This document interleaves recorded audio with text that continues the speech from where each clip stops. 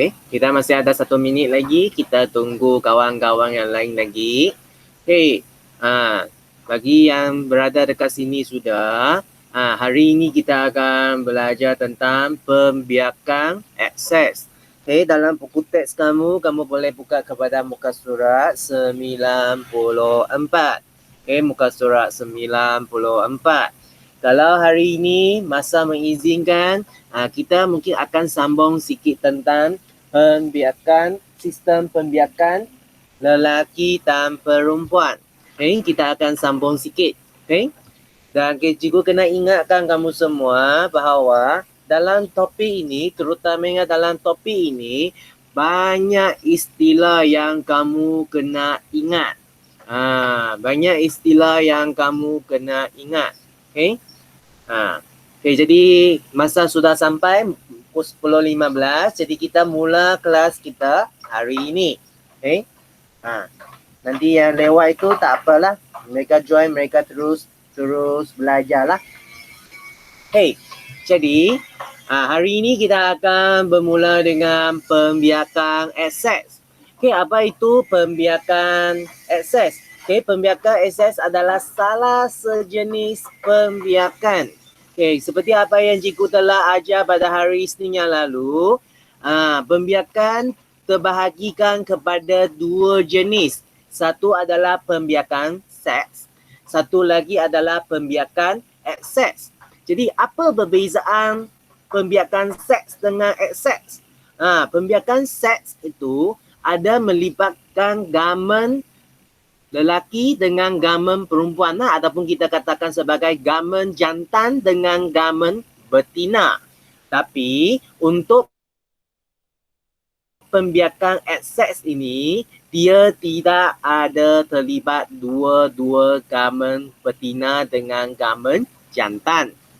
Okay, kalau kamu lihat dekat sini, dia kata pembiakan akses ialah penghasilan individu baharu oleh organisma hidup tanpa melibatkan sel pembiakan. Sel pembiakan dekat sini adalah yang apa yang cikgu katakan tadi lah, iaitu gamen jantan dengan gamen betina. Itu adalah sel pembiakan. Okay? Lepas tu kita lihat dekat sini lagi, pembiakan akses berlaku dalam organisma ringkas seperti amoeba, paramecium dan hydra. Ini adalah organisma yang ringkas. Organisma yang ringkas. Okay? Jadi, dekat sini kita lihat tumbuhan seperti bawang, halia dan ubi kentan juga membiak secara akses. Macam mana kita bezakan ni? Iaitu, kamu akan nampak tumbuhan ini, dia tidak ada bunga. Dia tidak ada bunga, dia tidak ada biji benih. Kita just tanam dengan kita masukkan dia ke dalam tanah macam tu, macam bawang lah. Kita letak tanah itu, dia akan tumbuh lah kan. Jadi ini adalah jenis tumbuhan yang tidak membiak secara seks. Dia adalah gunakan cara akses. Okay? Bagi pembiakan akses, hanya satu induk yang terlibat. Hanya satu induk yang terlibat. Jadi dia tidak melibatkan macam lelaki dengan perempuan. Dia sendiri saja. Dia boleh membiak sudah. Itu namanya pembiakan akses. Persenyawaan tidak berlaku dalam pembiakan seks. Persenyawaan tidak berlaku. Dia tidak akan berlaku. Dia tidak akan berlaku. Okay. Individu baharu yang dihasilkan adalah seiras secara genetik dengan induknya. Okay. Dia adalah seiras. Okay. Dia adalah seiras. Okay. Dia memang adalah sebiji sama lah. Macam kalau kita nak makan durian yang begitu sedap ni. Jadi saya akan bagi tumbuhan durian ini, pokok durian ini, dia membiak secara ekses. Jadi saya gunakan dahan dia untuk tanam supaya durian yang dihasilkan adalah sama sedap lah. Itu adalah cara kita manusia kita buat pertanian. Ini adalah dalam segi pertanian. Lepas tu individu variasi tidak wujud di dalam kalangan anak. Kenapa variasi tidak wujud? Kerana dia sebiji pula sama sudah. Macam kalaulah kata contoh kita manusia juga boleh membiak secara ekses ni kan. Bermaksudnya bila kamu lain kali kamu yang perempuan lahirkan anak itu sebiji pula macam kamu. Dia tak mungkin lelaki. Yang perempuan memang lahir perempuan, yang lelaki itu lahir lelaki. Itu adalah pembiakan ekses lah. Tapi tidak mungkin berlaku pada manusia lah. Kecuali kita menggunakan teknologi klon lah. Okay? Pelbagai cara pembiakan ekses diterangkan dalam Raja 4.5 yang berikut. Dekat sini. Dia menerangkan lah. 4.5. Dekat muka surat satu lagi. Sebelum kita pergi muka surat satu lagi, kita tengok sini lah. Eksplorasi sains. Tikunto tisu ialah contoh bioteknologi dalam penghasilan individu baharu. Teknik ini akan menghasilkan tanaman baharu dalam tempoh masa yang singkat. Ini adalah seperti apa yang cikgu kata tadilah. Kalau saya nak makan durian yang sama sedap seperti apa yang saya makan sekarang itu, saya gunakan teknologi ini, teknologi pertanian ini untuk apa?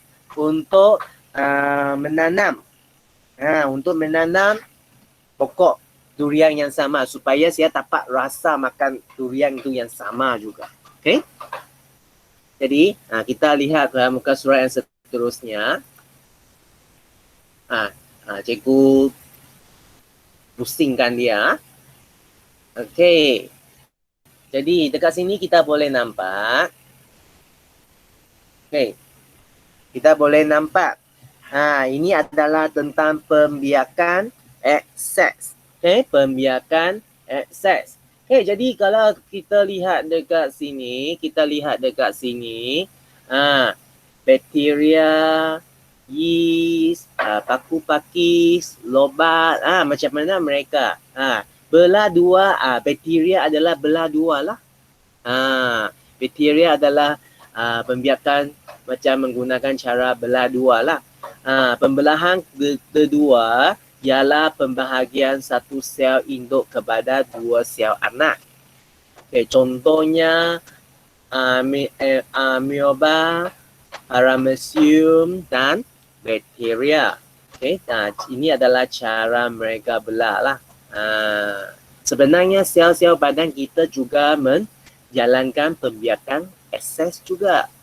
Sel badan kita, bukan manusia, sel badan kita juga menjalankan pembelahan dua. Macam kulit kita, sel-sel yang lain kita lah. Ada sel adalah dihasilkan, ada sel dia adalah menjalankan pembelahan kedua.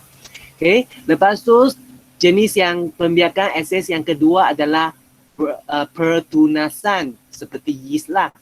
Pertunasan ialah proses pembentukan tunas pada padang organisma.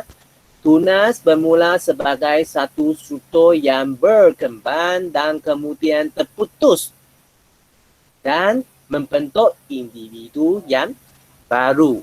Macam selalunya kita nampak ada tumbuhan dia macam ni. Tiba-tiba macam tepi kan dia kan. Dia menghasilkan satu. Macam selalu mana kita akan nampak macam ni. Macam kaktus lah. Kaktus selalu kita nampak kan. Dia akan tiba-tiba satu biji dekat tepi kan. Kalau kita lepas dia besar sikit, kita ambil dia pergi ke tanah, dia boleh menjadi satu tumbuhan yang baru. Okay, itu adalah gunakan cara tunas. Okay, pentunasan. Okey, lepas itu jenis yang ketiga dia adalah penjanaan semula.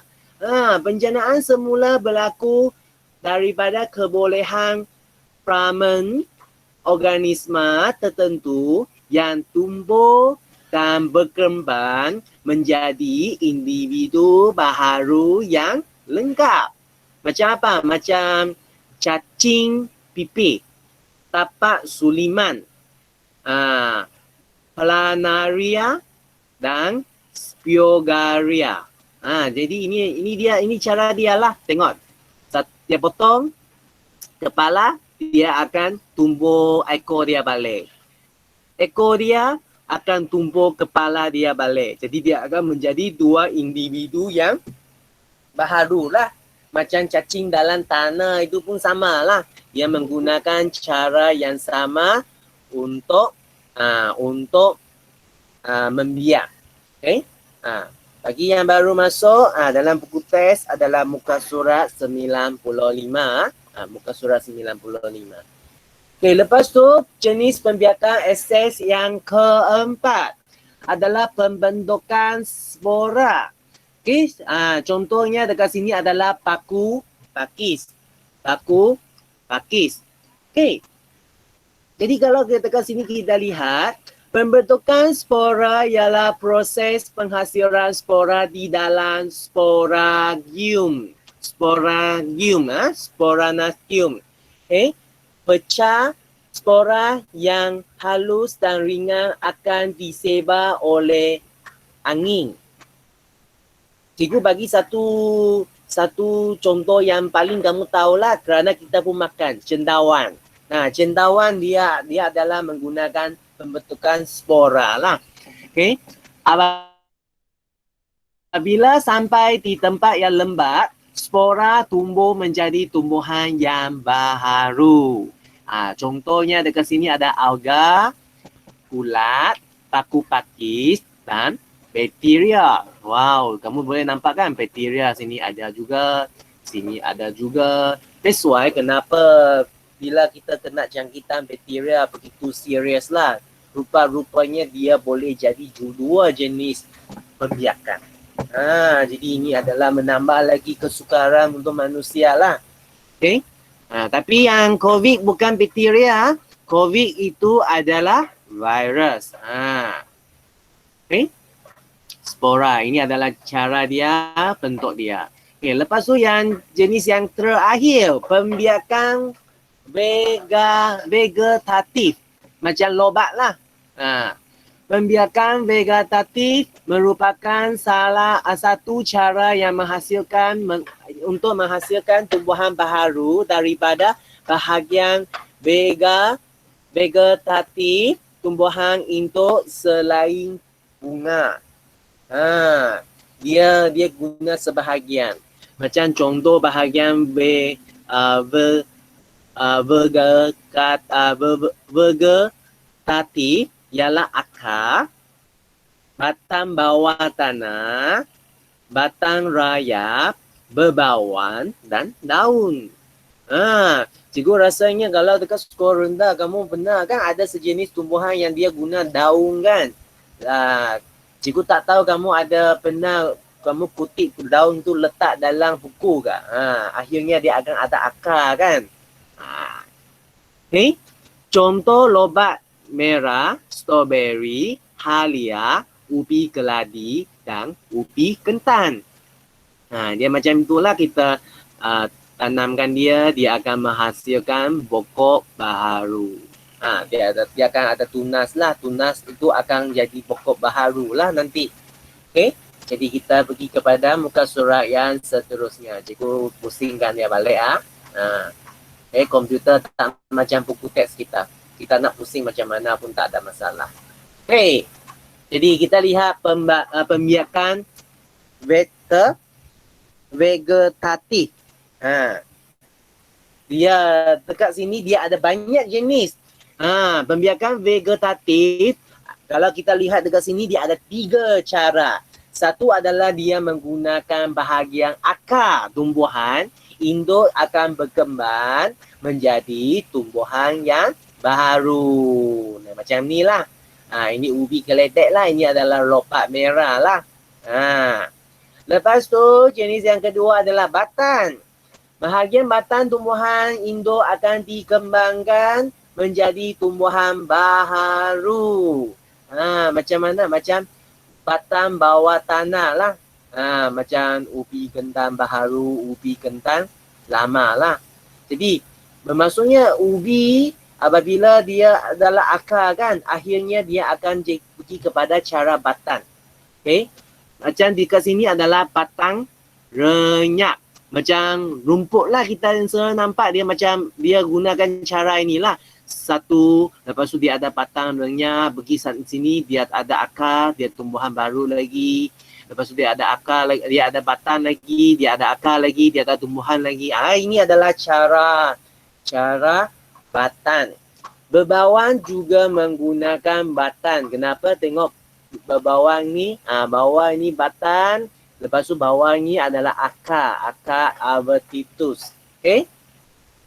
Lepas tu daun. Okay. Yang daun yang cikgu dah kata tadi itu namanya adalah setawa. Daun setawa. Okay. Bahagian daun tumbuhan induk akan berkembang menjadi tumbuhan baharu. Jadi ini adalah jenis menggunakan cara daun. Okay. Lepas tu, apakah kepentingan pembiakan? Semua organisma hidup membiak bagi menghasilkan individu baharu. Apakah yang akan terjadi sekiranya sesuatu organisma hidup itu tidak membiak? Apa akan berlaku? Dia akan pupus. Okay, jadi pembiakan sangat penting untuk menambahkan bilangan organisma satu spesies. Kegagalan organisma menghasilkan individu baharu boleh menyebabkan kepupusan. Apakah kepentingan lain pembiakan? Kalau kita lihat dekat sini, Pembiakan dia boleh macam mana? Pembiakan dia dapat meningkatkan jumlah individu. Dia boleh meningkatkan jumlah individu. Okay.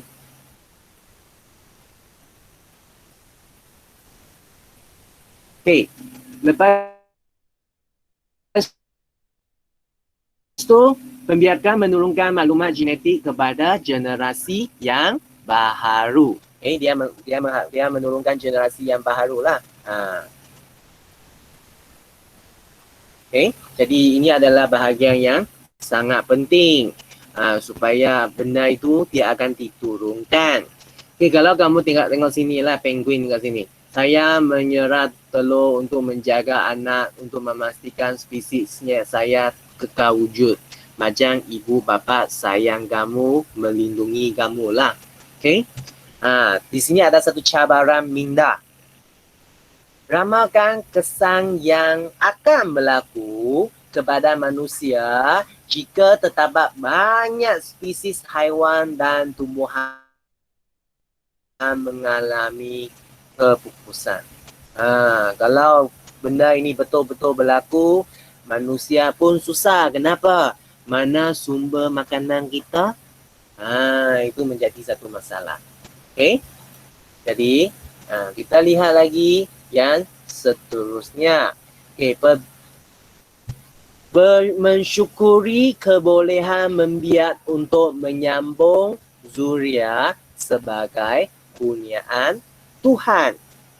Kenapa macam ni? Kalau kita lihat dekat sini. Kes pembuangan bayi semakin meningkat dari hari ke hari. Tahukah anda bahawa kebolehan membiak ialah satu kurniaan Tuhan yang patut disyukuri?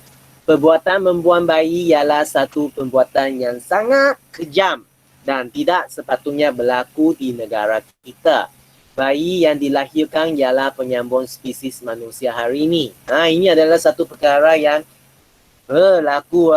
Dia berlaku di negara kita. Kenapa dia berlaku? Kerana kerana kita tidak ada satu jenis hubungan yang sehat.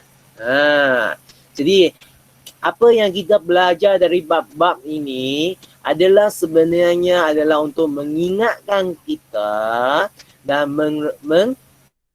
memberitahukan kita lah supaya kita mesti menghormati antara satu sama lain.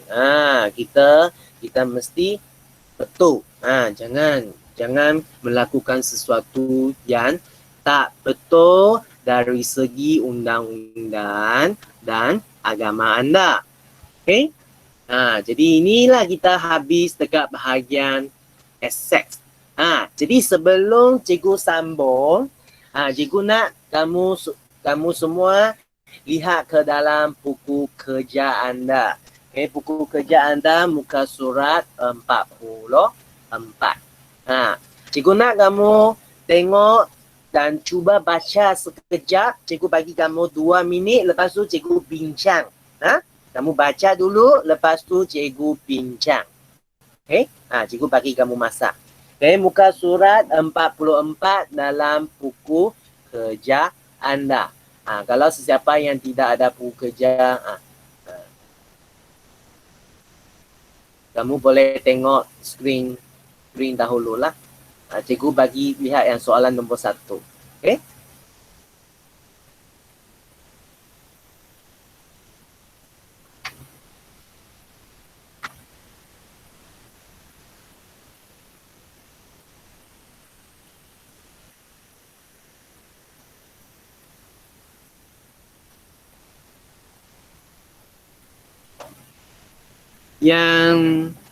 Yang menggunakan nama Aroy itu, kamu boleh type nama kamu dekat message. Ada sudah. Wing Ming. Okay, boleh.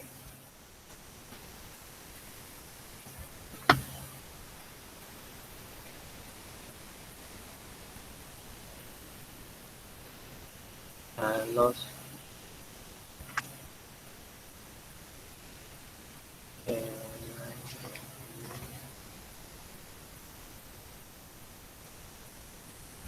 Esther.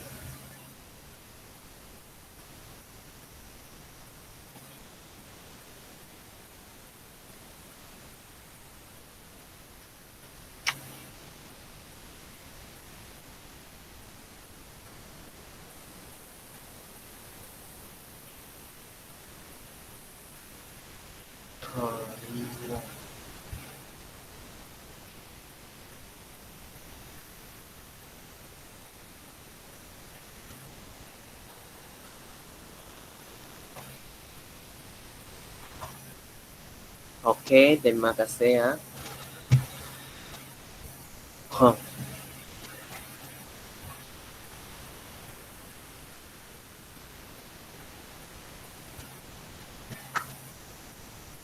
Ada masalah? Kita sama-sama kita lihat sepintas. Cikgu tidak akan bagi jawapan terus, tapi cikgu akan bagi hints lah. Kalau kamu dapat jawab sekarang, boleh. Kalau tidak sempat, nanti kamu pun boleh jawab. Okay, jadi pertamanya adalah dalam peta pokok di bawah, tuliskan organisma yang memberi berdasarkan jenis pembiakan akses. Okay, jadi dekat sini pembelahan berdua. Ini adalah apa? Ini adalah apa? Berarti cikgu kata dia ada 2 tempat kan? Macam adalah apa? Bakteria kan? Lepas tu, ini adalah apa? Okay, sebenarnya ada tadi kan? Ada dekat mana? Ada dalam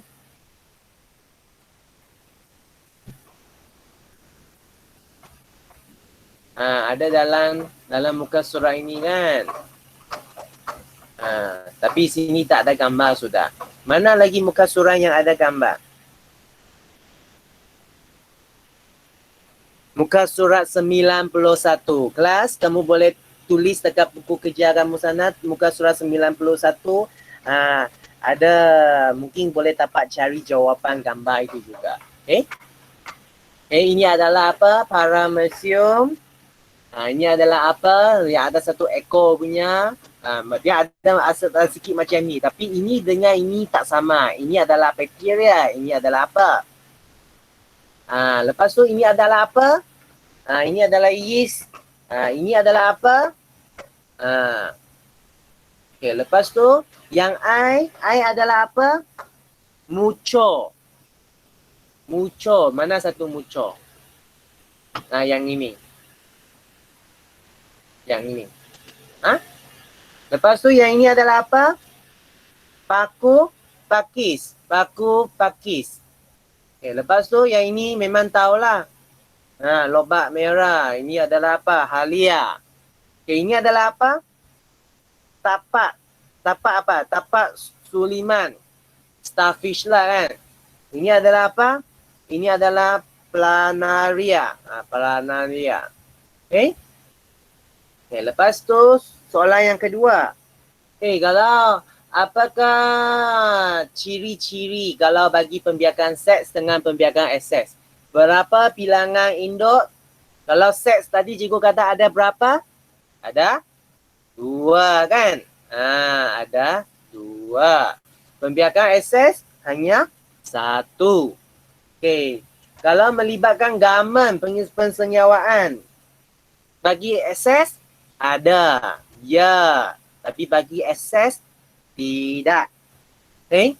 Lepas tu ciri-ciri anak dan induk kalau untuk pembiakan seks adalah berbeza. Berbeza. Kalau untuk pembiakan akses adalah sama. Cikgu hampir bagi semua jawapan sudah. Kalau tak sempat nanti dengar lagi daripada YouTube lah, cikgu ada rakam. Okay, lepas tu kita sambung lagi dalam buku teks ke topik dan topik yang seterusnya.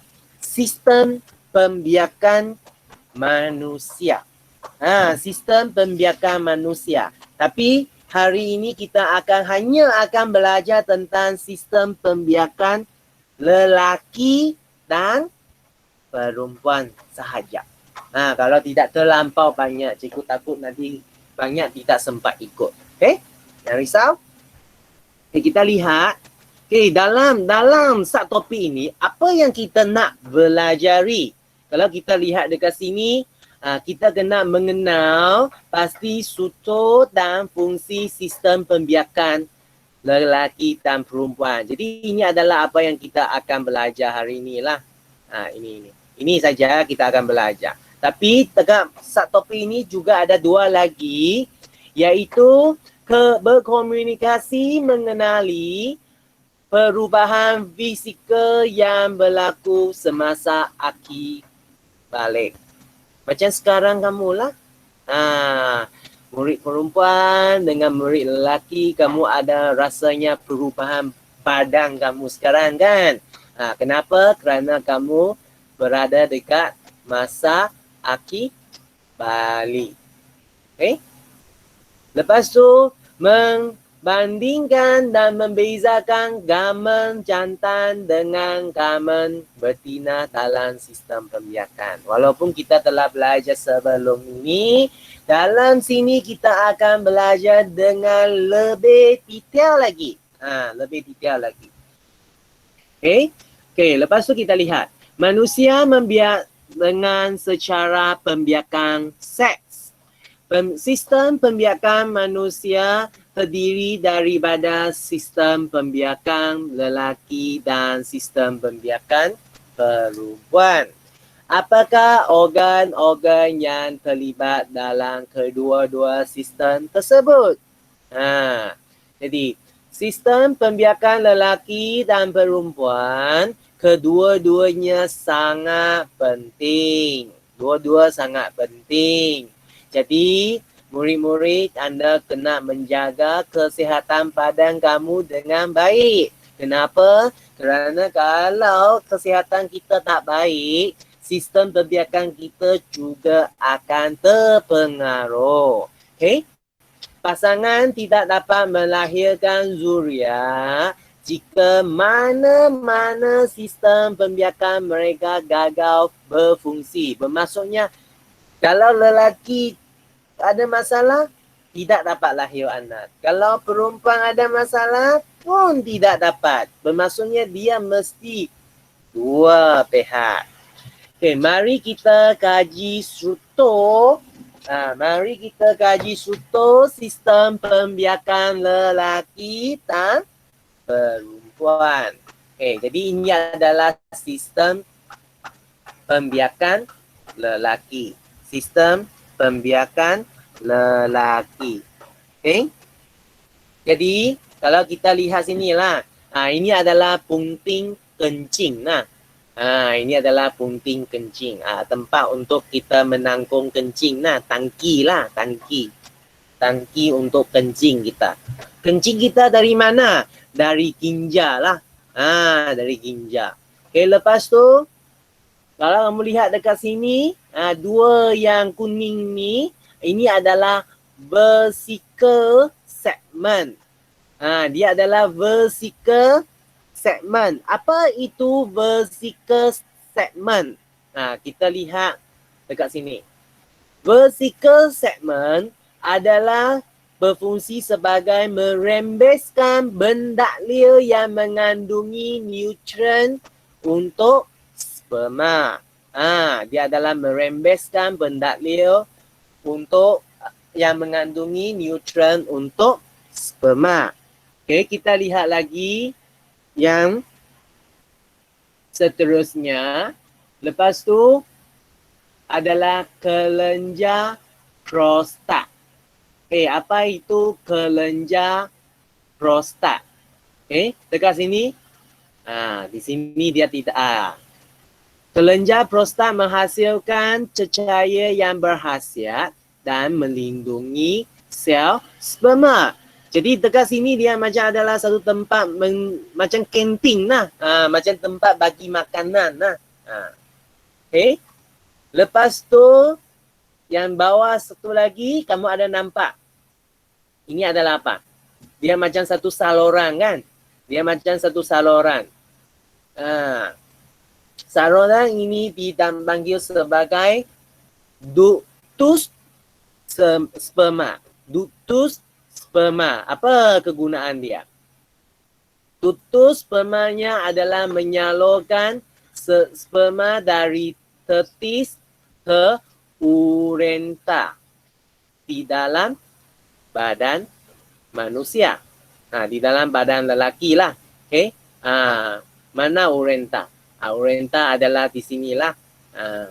Dia menyalurkan. Lepas tu ini adalah ureta. Okay?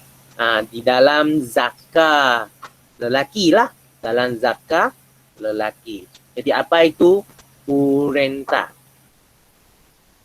Okay? Ureta adalah salur untuk mengeluarkan sperma dan air kencing keluar dari badan. Jadi ureta ini ada dua fungsi. Satu adalah menyalurkan sperma, satu adalah untuk menyalurkan air kencing. Okay? Lepas tu skrotum. Skrotum dekat mana? Adalah kalau kamu lihat dia tunjuk dekat luar kan. Ini adalah kulit luaran dia. Ini adalah kulit luaran dia. Dekat sini. Luaran. Okay? Lelaki kamu sendiri boleh semak bila kamu mandi dengan pergi tandas lah. Okay? Kalau perempuan, kamu tunggu kahwin nanti. Kalau tidak, kalau ada adik kecil, bayi tu, kamu boleh lihatlah. Tapi jangan pergi sentuh sangat. Hey, jadi ini adalah, namanya adalah skrotum. Apa kegunaan skrotum? Untuk memegang dan melindungi testis. Untuk memegang dan melindungi testis. Okay?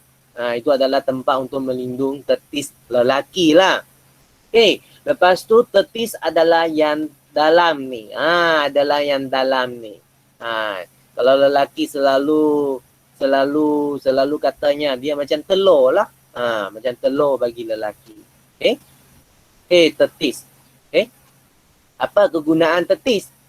Tetis menghasilkan gamen jantan iaitu sperma dan hormon seks jantan. Hormon seks jantan ini yang menyebabkan suara lelaki jadi garau lah. Ini adalah salah satu simptom. Lepas tu yang terakhir zakar. Zakar apa fungsi dia? Memindahkan sperma ke paras perempuan semasa bersetubuhan. Jadi ini adalah untuk yang suami isteri. Mereka bila mereka bersetubuhan, sperma akan melalui zakar ini pergi ke paras bagi perempuan. Jadi ini adalah bahagian-bahagian bagi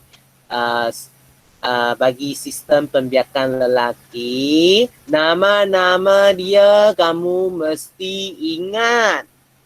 Spelling pun tak boleh salah. Kamu mesti hafal lah. Jadi itu that's why kamu kena banyak membaca. Kamu mesti hafal. Kalau kamu tidak hafal nama ini dengan baik, macam mana kita nak jawab soalan nanti? Macam mana kita nak lagi tahu tentang fungsi setiap bahagian dekat sini? Jadi ini adalah semua yang kamu mesti tahu supaya kamu dapat jawab soalan dalam buku kerja nanti. Okey, lepas tu kita lihat kepada sistem pembiakan bagi perempuan. Kalau kita lihat dekat sistem pembiakan bagi perempuan ni, sikit saja. Nasib baik. Kita kena terima kasih dengan perempuan lah. Kerana bahagian yang kita nak tahu dekat sini kurang sikit lah. Bukan bermaksud mereka memang tidak banyak bahagian ada. Tapi yang perlu kita tahu tidak banyak dekat sini. Okay. Pertamanya adalah tube falopio. Ini adalah tube falopio yang warna kelabu inilah. Yang warna kelabu ini. Okay. Tube falopio. Ini adalah tube yang sangat penting untuk perempuan. Jadi apa fungsi dia? Tube falopio tempat persenyawaan antara sperma dan ovum berlaku. Jadi sperma dengan ovum akan persenyawaan dekat bahagian sini. Lepas tu baru yang kita katakan yang anak itu dia akan keluar dan besar dalam mana? Dalam uterus. Okay, yang kedua kita kena tahu adalah yang sini. Ini adalah ovari. Ovari. Bentuknya kalau kita lihat macam ni, dia pun mungkin kita pun boleh katanya dia macam satu telur lah. Tapi ini ovari ni dia tidak sama seperti lelaki tetis. Tetis lelaki berada dekat macam luar badan. Tapi ovari bagi perempuan tidak dapat nampak dengan mata terus. Dia di dalam badan perempuan. Ovari. Ovari adalah apa? Menghasilkan gamen betina, iaitu kita namanya ovum dan hormon seks wanita. Hormon seks wanita. Lepas tu yang yang ketiga, uterus. Apalah uterus? Uterus lah cikgu tadi kata adalah apa? Kita tengok dekat sini. Uterus juga namanya rahim. Ini adalah satu lagi tempat yang sangat penting bagi wanita, bagi perempuan. Kenapa? Kerana ini adalah tempat embrio berkembang dan membesar. Embrio ini adalah selepas persenyawaan antara sperma dan ovum, dia akan jadi embrio dan dia akan dari mana? Daripada tube Falopio ini keluar dan lekat pada mana-mana dinding dekat uterus ataupun kita panggil dia sebagai rahim untuk berkembang dan membesar. Lepas tu dekat sini adalah cervix. Cervix. Dekat sini adalah cervix. Tempat ini adalah apa? Tempat ini adalah mengeluarkan mungkus untuk memudahkan sperma berenang ke dalam uterus. Jadi bermaksudnya dekat sini dia ada satu jenis pendaklil yang namanya adalah apa? Namanya adalah mungkus supaya apa? Sperma dapat berenang sampai tube falopio untuk bersenyawa dengan ovum. Okey? Jadi sperma ini dia jauh dia berenang. Dia berenang kadang-kala boleh katanya kena 1 hari baru sampai. Jadi tahniah semua anda. Semua kita yang dilahirkan ni, kita dulu adalah sperma, kita adalah perenang yang terhebat dekat dunia. Kerana kita yang menang, baru kita dilahirkan dekat dunia ini. Okay? Jadi, itu adalah cervix. Lepas tu, faraj. Jadi itu adalah tadi kita telah belajar kan, zakar bagi lelaki, dia akan masuk ke dalam faraj bagi wanita. Dekat sini sperma akan disalurkan. Okay? Jadi apa fungsi bagi faraj? Menerima sperma dan menjadi saluran bayi dilahirkan. Jadi sebenarnya wanita ini mereka sangat susah bila lahirkan anak. Bayangkan faraj mereka bukan besar sangat. Tapi dia boleh melahirkan bayi yang berbadan begitu besar. Tanyalah mak anda nanti. Sakit tak bila dia lahirkan anda?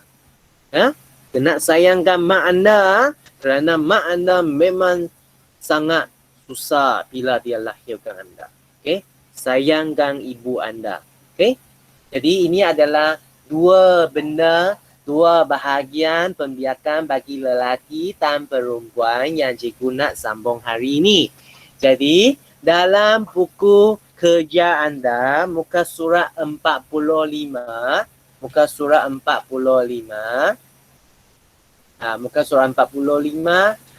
kamu kena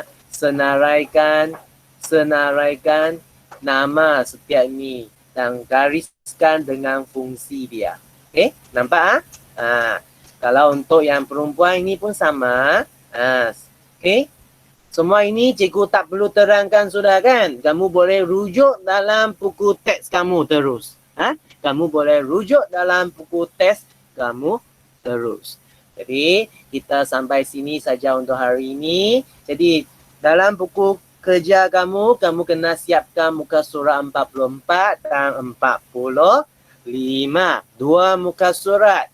Dan selepas siap, sila ambil gambar. Kalau dapat, hantar ke dalam Google Classroom. Kalau tidak dapat Google Classroom, boleh hantar dalam Telegram ataupun WhatsApp. Dalam WhatsApp, kamu hanya dapat hantar secara personal message dengan cikgu. Tapi dalam Telegram, kamu boleh hantar dalam grup ataupun hantar secara personal dengan cikgu pun boleh. Okay, jangan risau. Setiap kali kamu hantar itu, cikgu akan bagi tanda good itu, bermaksudnya cikgu sudah catat. Tapi kalau kamu telah hantar, kamu nampak cikgu belum good lagi, jangan risau. Bagi cikgu masa, mungkin setengah hari ke 1 hari, cikgu bila ada masa cikgu dapat catat, cikgu akan catat. Kalau kamu dapati cikgu sampai 2 hari pun belum lagi bagi good untuk kamu, mungkin kamu boleh remind cikgu. Kalau dalam grup Telegram, kamu akan nampak cikgu akan bagi good lah selepas cikgu record. Jadi orang yang baru yang post tu cikgu belum bagi good dekat bawah dia, bermaksudnya cikgu belum record lagi. Okay, sama juga kalau rasanya cikgu terlalu lama belum rekod lagi, iaitu sampai 1 hari lebih 2 hari, kamu boleh ingatkan cikgu. Dan satu lagi, bagi sesiapa yang masih belum siap latihan-latihan yang sebelum ni, 3 latihan yang sebelum ni, sila siapkan dan hantar. Cikgu masih terima lagi. Cikgu masih terima lagi.